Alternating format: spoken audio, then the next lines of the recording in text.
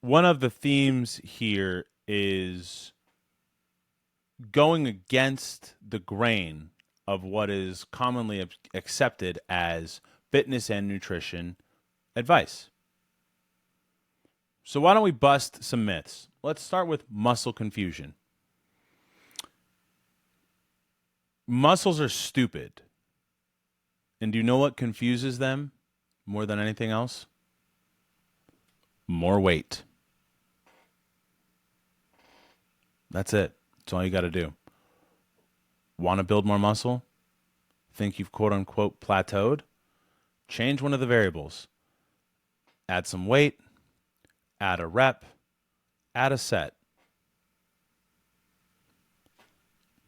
Simple as that. That's why you track. That's why you film. What did I do? How much range of motion did I get? How's that form look? That's it. You will confuse your muscles sufficiently. You don't need to dance around, change your program, etc. Up next,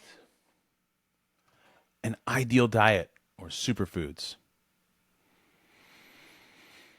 You know why every single secret, perfect diet or whatever works?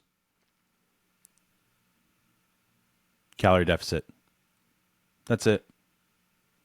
I did the steak and eggs diet for a month. I didn't miss. You know why I lost so much weight? Because I was eating like 1,500 calories a day. There's benefits to the steak and eggs diet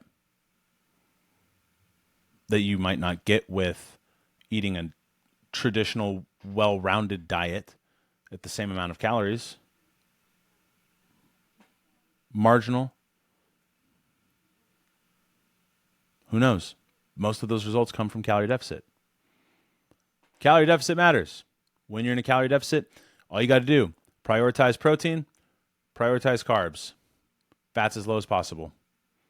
Don't go below for fats some of the suggested guidelines because fat is extremely important for hormonal health. So eat high volume foods. Keep yourself more full. That's it. Superfoods, another good one. What was it?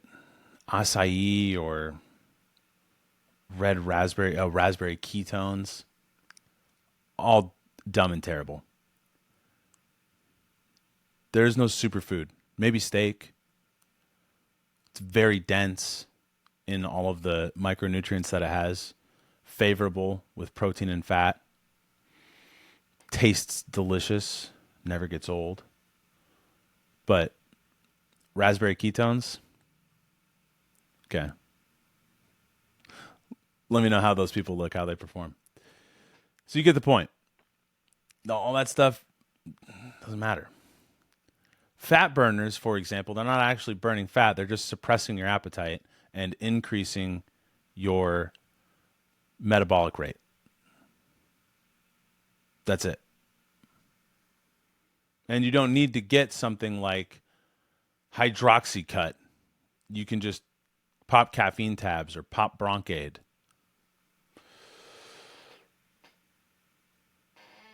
High reps to tone. I love this one. What is toning? Toning is just muscle mass and body fat. That's all that makes that up. If you have higher muscle mass and lower body fat, you will appear toned. High reps doesn't matter. What high reps does do is it increases sarcoplasmic hypertrophy, which basically just fills your muscles up with water or blood or fluid, fills them up, makes you look kind of permanently pumped. But that goes away as soon as you stop training. Whereas myofibrillar, that's it, hypertrophy increases the density of the muscle fibers, and it's yours to keep forever. That comes from low reps. So high reps to tone, how about you just do some fork put downs, some plate pushaways? That will get you toned. Then we have spot reduction. Now this one, you can hit from a different angle. While losing body fat is something that hits the whole organism at one time, and maybe you lose fat sooner or gain it and store it, and it shows sooner in a certain body part, certain area. While you can't spot reduce, what you can do is spot build. So if, for example, you are on a quest to have visible abs and you wanted to speed that up, what you could do is increase the amount of volume with which you are directly targeting your abs. That's going to build more abdominal muscle. Then that muscle will be visible at a higher body fat. This is why I can be at a higher body fat and I look like I'm at a lower body fat, because I just have a lot of muscle everywhere. Because I train everything and I train every day.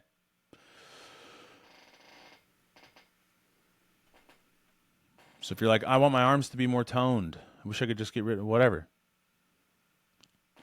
Build muscle in those areas and stay in a deficit. That will happen faster.